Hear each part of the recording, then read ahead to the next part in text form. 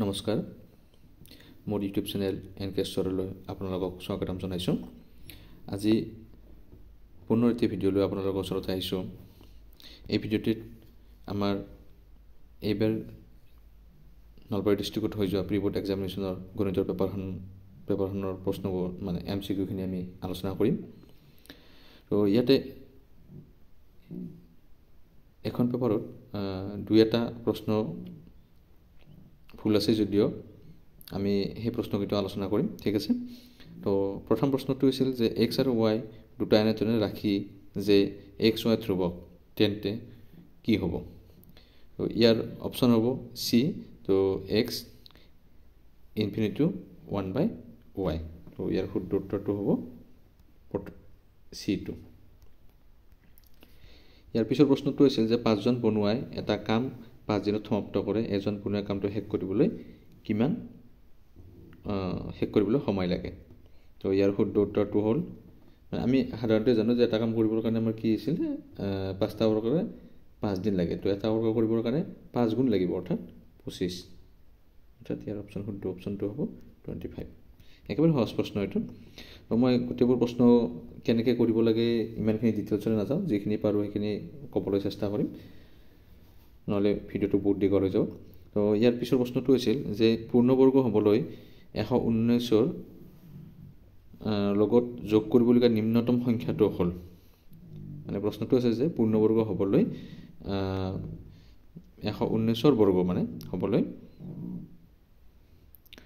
ইয়াৰ লগত যোগ কৰিবলৈ নিম্নতম সংখ্যাটো কি। তো এইটো আমি কৰি চালে আমি ইয়াৰ উত্তৰটো পাম বি, 239। ঠিক আছে। ইয়াৰ পিছৰ প্ৰশ্নটো হ'ল যে এটা ঘনক পাবলৈ 6 চেণ্টিমিটাৰ 4 চেণ্টিমিটাৰ 5 চেণ্টিমিটাৰ জোখৰ প্ৰয়োজনীয় আয়তীয় ঘনকৰ নিম্নতম সংখ্যা হ'ল, মানে এটা ঘনক পাবলৈ কিমান হ'ব লাগিব, 6 চেণ্টিমিটাৰ 4 চেণ্টিমিটাৰ 5 চেণ্টিমিটাৰ জোখৰ একেবাৰে আয়তনীয় ঘনকৰ নিম্নতম সংখ্যা কিমান থাকিব। তো নিম্নতম সংখ্যা আমাৰ থাকিব লাগিব 225, অৰ্থাৎ অপশ্যন ডিটো শুদ্ধ। ইয়াৰ পিছৰ প্ৰশ্নটো হ'ল 4u² + 25u - 21 হৰণ u + 7 = কিমান। এইটোক আমি কৰি চাব লাগিব, কৰি চালে ইয়াৰ উত্তৰটো ওলাব আমাৰ 4u - 3, অৰ্থাৎ ডি অপশ্যনটো শুদ্ধ।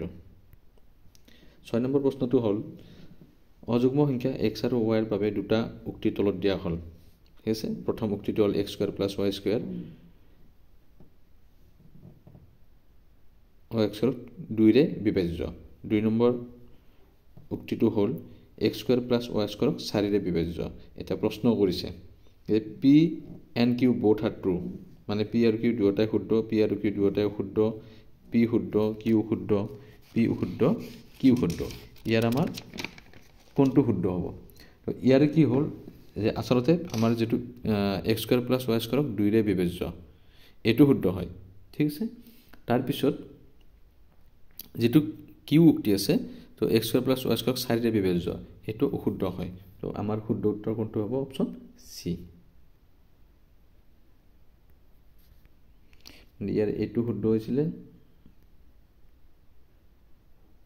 আৰু এইটো অশুদ্ধ হৈছিলে।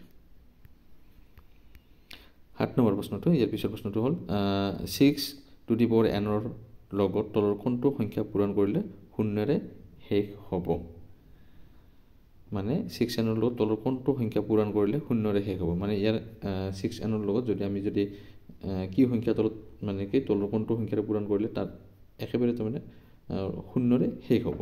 তো ইয়াতে 2ৰে পূৰণ কৰিলে নহয়, 3ৰে পূৰণ কৰিলে নহয়, 5ৰে পূৰণ কৰিলে আমাৰ 30 পাম। তো ইয়াত কি হ'ব, 5ৰে পূৰণ কৰিলে হ'ব, অৰ্থাৎ ইয়াৰ শুদ্ধ উত্তৰটো চি। ইয়াৰ নেক্সট প্ৰশ্নটো হ'ল পাই - 22/7 হ'ল এটা, মানে পাইৰ মানটো আমাৰ কি আছিল 22/7, ঠিক আছে। তো সেইটোৰ পৰা আৰু 22/7 বিয়োগ কৰিলে আমি কি সংখ্যা পাম আচলতে, ঠিক আছে। তো আমি এটা কি পাম, অপৰিমেয় সংখ্যা পাম, ঠিক আছে। তো অৰ্থাৎ আমাৰ ইয়াৰ শুদ্ধ উত্তৰটো হ'ব চি।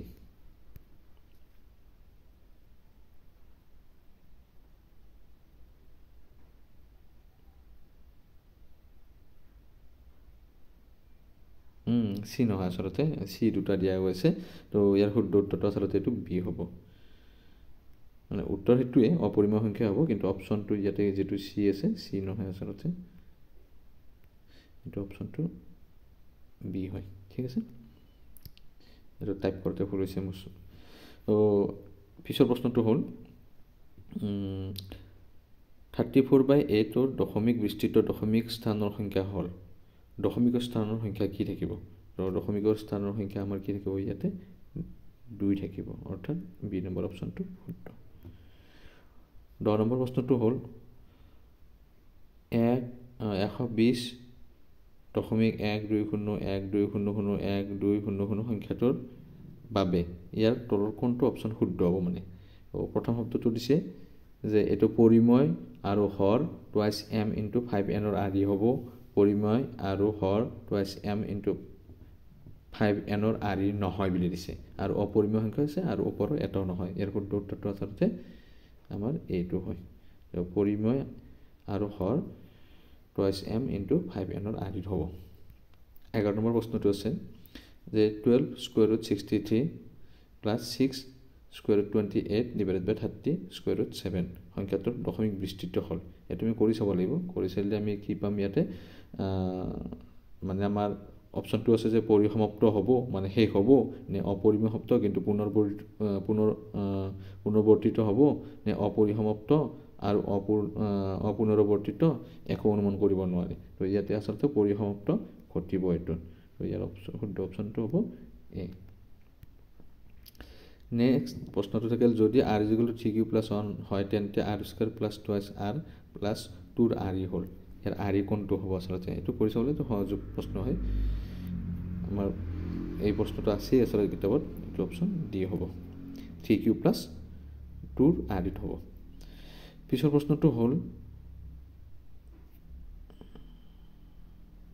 পিছৰ প্ৰশ্নটো আমাক অসমীয়াত দিয়াই নাই ঠিক আছে তো আমাৰ প্ৰশ্নটো হৈছে যে if one of zeros of the quadratic polynomial k - 1 x² + kx + 1 is -3 then value of k ইয়াতে কৰিব দিছে যে if one of 0 যদি ইয়াৰ one of 0 টো কি হয় k - 1 x² + kx + 1 is -3 অৰ্থাৎ আমি কি কৰিব লাগিব এই ইকুৱেশ্যনটো এই সমীকৰণটোত আমি -3 পলিনোমিয়েল 0 পলিনোমিয়েল হিচাপে ল'ব লাগিব মানে ইয়াতে শূন্য যেটো পোৱা যায়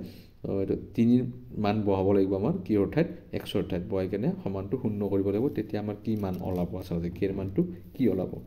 তো তেতিয়া আমাৰ k মানটো ওলাব আচলতে 4/3 এটো কৰি চাব লাগিব ঠিক আছে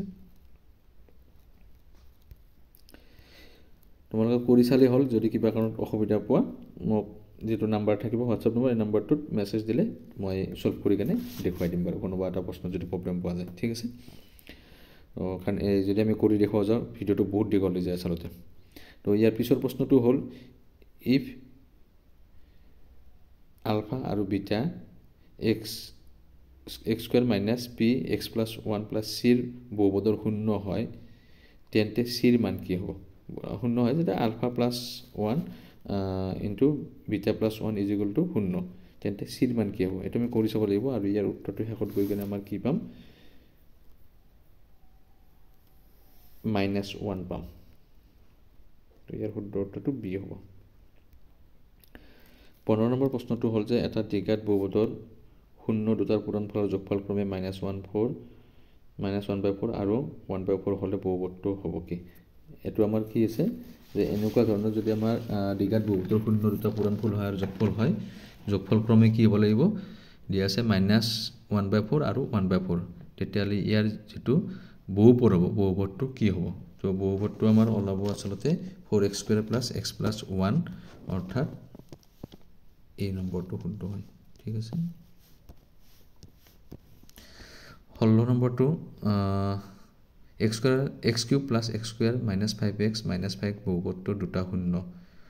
√5 আৰু -5 তেন্তে আনটো শূন্য হ'ল ইয়াৰ অন্যটো শূন্য কি হ'ব আমাৰ -1 অৰ্থাৎ বি অপশ্যনটো শুদ্ধ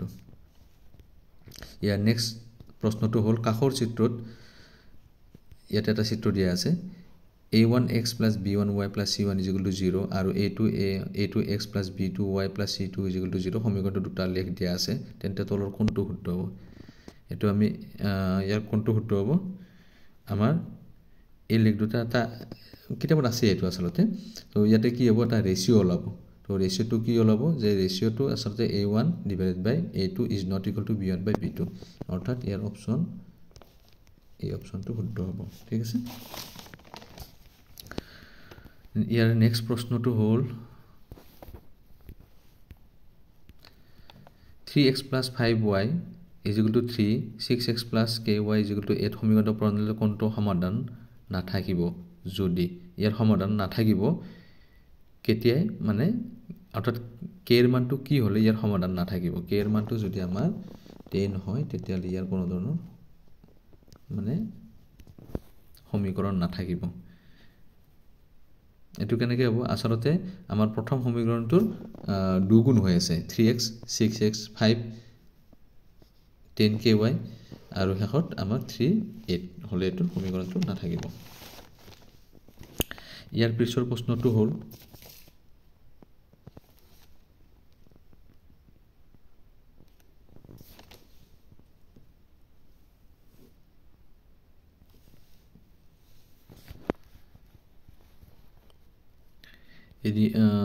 ৰিমাৰ হাতত এক্সটা একটকীয়া আৰু ওয়াইটা দুটকীয়া মুদ্ৰা আছে যদি মুঠ মুদ্ৰাৰ সংখ্যা 50 আৰু মুঠ ধনৰ পৰিমাণ 75 টকা হয় তেন্তে পৰিস্থিতিটোত বীজীয় উপস্থান হ'ল মানে আমাৰ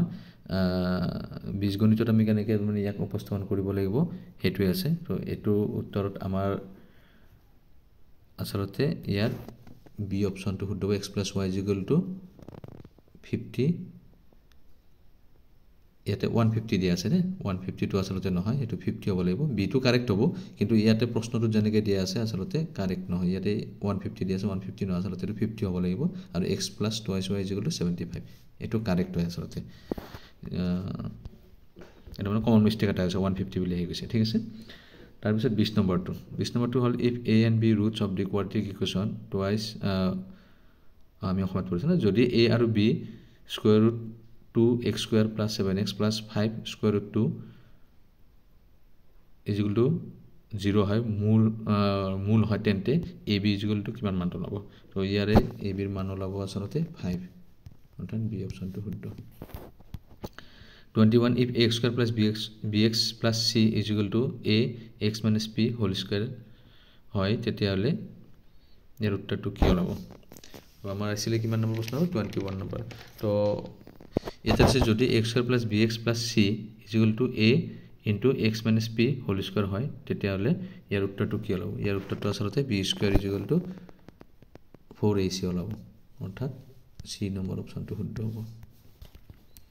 ইয়াৰ পিছৰ প্ৰশ্নটো -11 -8 -5 ... 49 ap টো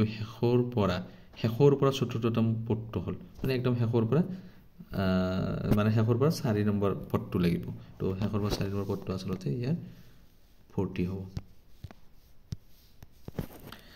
sum of first n terms a 3a 5a ap টো প্ৰথম nটা পদৰ যোগফল কিমান হ'ব এটা মই ফৰ্মুলাটো ব্যৱহাৰ কৰিলো ইয়াত আমাৰ d থাকিব twice প্ৰথমটো a to a থাকিব ঠিক আছে এনেকে ফৰ্মুলাটো ব্যৱহাৰ কৰি কেনে আমি ইয়াৰ উত্তৰটো উলাব লাগিব তো ইয়াৰ উত্তৰটো n স্কয়াৰ a ওলাব তো অৰ্থাৎ আমাৰ সি অপচনটো কাৰেক্ট ইয়াৰ পিছৰ প্ৰশ্নটো হ'ল চিত্ৰৰ পৰা আমাৰ চিত্ৰটো দিয়া আছে কোন pb এৰ মান কিমান pb কোণৰ মান কিমান এটো উলাব লাগিব pb কোনটো কোণ আছিল pba সরি এই কোণটো উলাব লাগিব ঠিক আছে তো এই কোণটোৰ মানটো আমি উলাব লাগিব কাৰণ আমাৰ কি আছে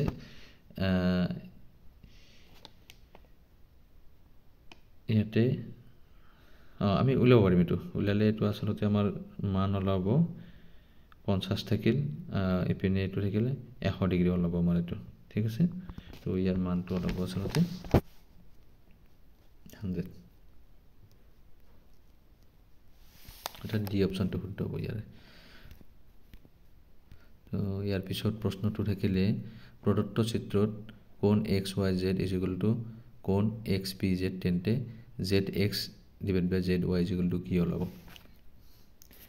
তো ইয়ার অপশনটো ওলাব P Z divided by X Z অর্থাৎ অপশন সি টু কারেক্ট হ'ব কাষৰ চিত্ৰত D E parallel to A C তলৰ কোণটো শুদ্ধ হ'ব D E parallel to A C ইয়াৰ কোণটো শুদ্ধ হ'ব ইয়াৰ মানবিলাক আমি হেৰি কৰিব লাগিব ইয়াতে আমাৰ আছিল যে মধ্যবিন্দুৰ মাজতে পাৰ হৈ যোৱা এনেকুৱা ধৰণৰ সমান্তৰাল থাকিলে তাৰ সৰ্বসম হ'ব তেনেকুৱা ধৰণৰ ব্যৱহাৰ কৰি কিনে আমি ইয়াৰ উত্তৰটো উলিয়াব লাগিব অৰ্থাৎ ইয়াৰ উত্তৰটো ওলাব আমাৰ X equal to A Y divided by A plus B অৰ্থাৎ চি নম্বৰ অপশ্যনটো শুদ্ধ হ'ব ইয়াৰে ২৭ নম্বৰ প্ৰশ্নটো হ'ল দুটা বিন্দু দিয়া আছে 0.5 আৰু -5 0 বিন্দু দুটাৰ মাজৰ দূৰত্ব এই দুটা বিন্দুৰ মাজৰ দূৰত্ব আমাৰ যেটো দূৰত্বৰ যেটো ফৰ্মুলা আছে ফৰ্মুলাটো ব্যৱহাৰ কৰি ল'ব লাগিব ইয়াৰ উত্তৰটো ওলাব আচলতে 5√2 ইয়াৰ পিছৰ প্ৰশ্নটো হ'ল এডাল ৰেখাই y অক্ষ আৰু x অক্ষ ক্ৰমে p আৰু q বিন্দুত কাটে p q ৰ মধ্য বিন্দুৰ স্থানাংক হ'ল 2 - 5 তেন্তে p আৰু q ৰ স্থানাংক হ'ল আমি এটা এটাৰ স্থানাংকটো আমি কোড উলিয়াব লাগিব 28 নম্বৰটো আচলতে তো ইয়াৰ স্থানাংকটো ওলাব 0 -10 আৰু 4 0 অৰ্থাৎ ডি অপশ্যনটো ওলাব ইয়াৰ 29 ন ঠিক আছে প্ৰশ্নটো আছে যদি sin θ a by b হয় তেন্তে tan θ ৰ মান কি ওলাব তো tan θ ৰ মান এটো ওলাব আমাৰ আচলতে a by square root of b square minus a square এটো আমাৰ কিতাপত আছে চিত্ৰত d b c ৰ মধ্যবিন্দু তেতিয়া tan x degree tan y ডিগ্ৰীৰ মান কিমান হ'ব 30 নম্বৰ ইয়াৰ উত্তৰটো ওলাব আমাৰ আচলতে c ইকুৱেল টু মানে c অপশ্যনটো হ'ব 2 ঠিক আছে 31 নম্বৰটো যদি r ৰেখাটোৰ বৃত্ত এডাল যায় কেন্দ্ৰত 90 ডিগ্ৰী কোণ কৰে তেন্তে অনুৰূপ বৃত্তখণ্ডটোৰ কালি তো বৃত্তখণ্ডটোৰ কালি ওলাব ইয়াৰ π/4 - 1/2 হোল r স্কয়াৰ অৰ্থাৎ ডি নম্বৰ অপশ্যনটো 32 নম্বৰ প্ৰশ্নটো 37 সেন্টিমিটাৰ কালি বিশিষ্ট বৰ্গ এটা আগুৰি থকা বৃত্তটোৰ কালি হ'ব মানে 37 কালিৰ বৰ্গটোৰ কালি হ'ল 37 মিটাৰ অৰ্থাৎ এটা বাহুৰ মান কিমান হ'ব আমাৰ 6 মিটাৰ ঠিক আছে 6 সেন্টিমিটাৰ তো 6 সেন্টিমিটাৰ হলে আমাৰ বৃত্তটোৰ কি হ'ব ব্যাসাৰ্ধ ওলাব ব্যাসাৰ্ধ নহয় ব্যাস ওলাব 6 সেন্টিমিটাৰ অৰ্থাৎ ব্যাসাৰ্ধ ওলাব 3 সেন্টিমিটাৰ অৰ্থাৎ ইয়াৰ উত্তৰ যেটো হ'ব লাগে 9 পাই সেন্টিমিটাৰ স্কয়াৰ ইয়াতে কোনো ধৰণৰ অপচন তেনেকুৱা অপচন নাই আসলে ইয়াৰ শুদ্ধ উত্তৰটো হ'ব 9 পাই সেন্টিমিটাৰ স্কয়াৰটো আছে বাৰু কিন্তু ইয়াতে এই অপচনটো নাই অৰ্থাৎ ইয়াৰ অপচন কিটা ভুল হৈছে ইয়াৰ পিছৰ প্ৰশ্নটো 20 মিটাৰ উৰাণ 16 মিটাৰ জোখৰ আয়তাকাৰ পথাৰ এখনৰ এটা কোণত 14 মিটাৰ দৈৰ্ঘ্যৰ ৰছী এডালে গৰু এটা বান্ধি থোৱা আছে গৰুটো চৰিব পৰা অংশ মানে এটা আমাৰ হেৰিটো উলাব লাগে ছবিটো আঁকি কেনে আসলতে উলালে বেছি সুবিধা হ'ব তো এটো কৰি চালে ইয়াৰ উত্তৰটো হ'ব আসলতে 154 মিটাৰ স্কয়াৰ অৰ্থাৎ সি অপচনটো পাওয়া যাব আমাৰ এটো চিত্ৰটো মানে আসলতে এটা প্ৰশ্নটো অলপ ভুল আছে কাষৰ চিত্ৰত OP 10 সেমি PR 24 সেমি আৰু OQ 8 সেমি তেন্তে PQ ৰ মান হ'ল ঠিক আছে তো PQ ৰ মান বুলি যদি দিছে আসলতে PQ নহয় এটো QR হ'ব লাগে QR ৰ মান হ'ব লাগে আসলতে ঠিক আছে তো বাকি QR ৰ মান উলাব দিলে আমাৰ শুদ্ধ উত্তৰটো আসলতে D ওলাব D টো হ'ব 6 স্কয়াৰ মানে 6 স্কয়াৰ ৰুট 17 ইয়াৰ পিছৰ প্ৰশ্নটো হ'ল দুটা আমাৰ হেৰি দিয়া আছে উক্তি দিয়া আছে উক্তি দুটাৰ হ'ল এনে ধৰণৰ যদি এটা বৃত্ত এটা ৰম্বাসক আগুৰি থাকে তেন্তে ই এটা বৰ্গ তাৰ পিছৰ প্ৰশ্নটো দিছে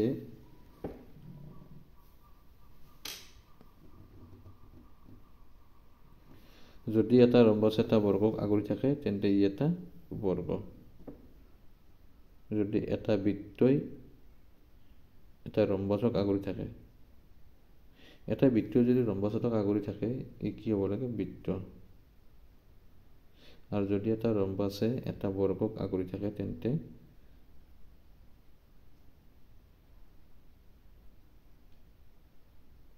ৰম্বাস এটাই বৰ্গ এটা কৰি থাকিব আৰু ই এটা বৰ্গই হ'ব। ইয়াৰ প্ৰশ্নটোৰ কিবা এটা ভুল আছে চাগে, ঠিক আছে, আমি পিছত আলোচনা কৰিম বাৰু কেতিয়াবা সময় পালে। তো এইটোত মানে অপশ্যন গোটেইকেইটাই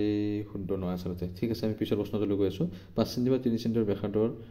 যুক্ত দুটা অক্ষকেন্দ্ৰিক বৃত্ত আছে। ডাঙৰ বৃত্তটো এডাল যে সৰু বৃত্তটো স্পৰ্শ কৰে, যে এডালৰ দৈৰ্ঘ্য হ'ল, যে এডালৰ দৈৰ্ঘ্যটো আমি কৰি চাব লাগিব আচলতে। তো কৰি চালে ইয়াৰ দৈৰ্ঘ্যটো ওলাব আচলতে 8 চেণ্টিমিটাৰ। ইয়াৰ শুদ্ধ অপশ্যনটো ডি। 37 নম্বৰ প্ৰশ্নটো আমাৰ চিত্ৰত P S R, R T Q আৰু পি এ কিউ ক্ৰমে 10 চেণ্টিমিটাৰ, 3 চেণ্টিমিটাৰ, 7 চেণ্টিমিটাৰ ব্যাসাৰ্ধৰ অৰ্ধবৃত্ত আচৰিত অঞ্চল পৰিসীমা। মানে ইয়াৰ হেৰিটো ওলাব দিছে আমাৰ আচৰিত অঞ্চলৰ পৰিসীমা ওলাব দিছে। পৰিসীমা হ'লে আমি কি কৰিব লাগিব, 7 চেণ্টিমিটাৰ মানে কি ব্যাসযুক্তৰ এইটোৰ আমাৰ কি ওলাব লাগিব, পৰিসীমা ওলাব লাগিব আমি। তাৰে পিছত আমাৰ গোটেই সম্পূৰ্ণ মানে কি আমাৰ যিটো হেৰি আছে 10 চেণ্টিমিটাৰৰ যিটো আমাৰ হেৰি হ'ব ব্যাসৰ বৃত্ত হ'ব, সেইটোৰ পৰিসীমা ওলাব। লাষ্টত সৰুটোৰো ওলাব লাগিব, তিনিটা যোগ কৰি কিনে আমি উত্তৰটো ওলাব লাগিব আচলতে। তো ইয়াৰ উত্তৰটো আমাৰ ওলাব 10 পাই।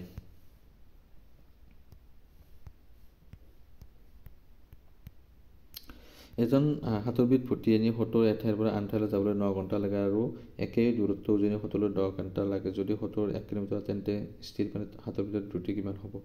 এইটো আমি কৰি চাব লাগিব, ঠিক আছে। তো ইয়াৰ উত্তৰটো ওলাব আচলতে 19 কিলোমিটাৰ পাৰ আৱাৰ, এই অপশ্যনটো। পিছৰ প্ৰশ্নটো হ'ল আমাৰ 4 চেণ্টিমিটাৰ কাষযুক্ত তিনিটা ঘনক মূৰে মূৰে সংযোগ কৰি এটা আয়তীয়া ঘনক তৈয়াৰ কৰা হ'ল। আয়তীয়া ঘনকটোৰ মুঠ পৃষ্ঠকলি আৰু ঘনক তিনিটাৰ মুঠ পৃষ্ঠকলিৰ অনুপাত, এইটো আমি কৰি চাব লাগিব। তো ইয়াৰ উত্তৰটো আচলতে ওলাব আমাৰ 7:9। ঋত্বিকে এটা চুঙাকৃতিৰ পানীৰ টেংকি এটা শংকু আকৃতিৰ পাত্ৰৰ পূৰ কৰিবলৈ বিচাৰিলে, যাৰ ব্যাসাৰ্ধ আৰু উচ্চতা টেংকিৰ সৈতে পাত্ৰ একে। পাত্ৰ এটাৰ 2বাৰ পানী ঢালি দিয়াৰ পিছত টেংকিটোৰ পূৰ কৰিলে বাকী থকা পানীৰ পৰিমাণ হ'ল। এইটো আমি কৰি চাব লাগিব। কৰি চালে আমি কি পাম, আমি ইয়াৰ শুদ্ধ উত্তৰটো আচলতে যিটো আমাৰ চুঙাৰ আয়তন হ'ব, চুঙাৰ আয়তনটোৰ আমাৰ 3/1 হ'ব। অৰ্থাৎ এইটো আমাৰ কি হ'ব, শংকুৰ যিটো আমাৰ আয়তনৰ ফৰ্মুলা, সেই ফৰ্মুলাটোৱে ইয়াতে হ'ব। অৰ্থাৎ বি অপশ্যনটো শুদ্ধ হ'ব। ইয়াৰ পিছৰ প্ৰশ্নটো সোমবাৰ, মঙলবাৰ, বুধবাৰ গড় তাপমান 40 ডিগ্ৰী চেণ্টিগ্ৰেড। মঙলবাৰ, বুধবাৰ, বৃহস্পতিবাৰ গড় তাপমান আছিল 41 ডিগ্ৰী। যদি বৃহস্পতিৰ তাপমান 30 ডিগ্ৰী, তেন্তে সোমবাৰৰ তাপমান আমি গড় ফৰ্মুলাটো ব্যৱহাৰ কৰি কিনে ইয়াত ওলাব লাগিব, ঠিক আছে। ইয়াৰ উত্তৰটো ওলাব আচলতে 27 ডিগ্ৰী চেণ্টিগ্ৰেড। তো যদি কোনো তথ্যৰ বহুলক আৰু মাধ্য ক্ৰমে 80 আৰু 110 হয়, তেন্তে মধ্যমা হ'ব। ইয়াৰ মধ্যমাটো আমি উলিয়াব লাগিব আচলতে। তো মধ্যমাটো আমি হিচাপ কৰিলে আমি পাম 100। চি অপশ্যনটো শুদ্ধ।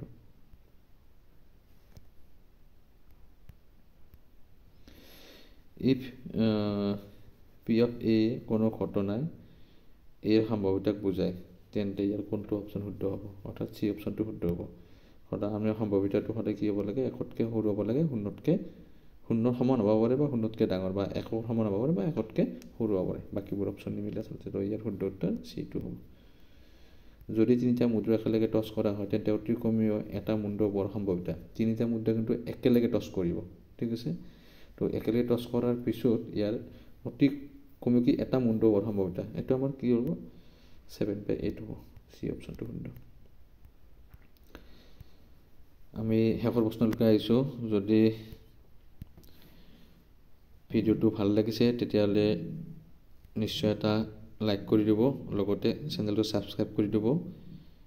ভৱিষ্যতে এনেকুৱা ভিডিঅ' পাবৰ কাৰণে, ঠিক আছে। চেনেলটো ছাবস্ক্ৰাইব কৰিব নাপাহৰিব। আমি 45 নম্বৰ প্ৰশ্নটোলৈ গৈ আছোঁ। তো ইয়াতে দুটা উক্তি দিয়া আছে, ঠিক আছে। তো উক্তি দিয়া থাকিলে সেই উক্তি দুটাৰ আৰু যুক্তি, যে আমাৰ বিজ্ঞানৰ যেনেকুৱা প্ৰশ্ন আছিল তেনেকুৱা ধৰণৰে, ঠিক আছে। উক্তিটো দিয়া আছে লেমডা = 1ৰ বাবে lambda x + y = lambda square আৰু x + লেমডা y = 1 সমীকৰণটো দুটা কোনো সমাধান নাই। যদি r a1x + b1x + c1 = 0 আৰু a2x + b2y + c2 = 0 সমীকৰণ দুটাৰ কোনো সমাধান নাথাকে যদি a1 = a2 = b1/b2 is not equal to c1/c2। অৰ্থাৎ এইটো যদি আমি চোৱা যায়, এইটো আমাৰ ভুল হয়। আৰু R2 ৰিজনিংটো কাৰেক্ট হয় ঠিক আছে তো ইয়াৰ আচলতে আমাৰ যিটো উক্তি দিয়া আছে উক্তিটো ভুল হয় আৰু ইয়াৰ যিটো যুক্তি আছে যুক্তিটো কাৰেক্ট হয় তো এনেকুৱা হ'লে কোনটো শুদ্ধ হ'ব আমাৰ ডি অপশ্যনটো শুদ্ধ হ'ব ঠিক আছে তো আজিৰ কাৰণে এইখিনিয়ে আছিলে নিশ্চয় আপোনালোকে বুজি পাইছে তো যিয়ে নহওক বাৰু নেক্সট আৰু পেপাৰ পালে নিশ্চয় সলভ কৰি কিনে দিম আৰু কোনোবা বেলেগ ডিষ্ট্ৰিক্টৰো যদি সলভ কৰিব লাগে মই আচলতে মোৰ তাত পেপাৰ নাই যদি পেপাৰ দিয়া যায় কোনোবাই দিয়ে মোক প্ৰভাইড কৰে তেতিয়াহ'লে মই নিশ্চয় সেই পেপাৰবোৰ সলভ কৰিবৰ কাৰণে চেষ্টা কৰিম ঠিক আছে থেংক ইউ ধন্যবাদ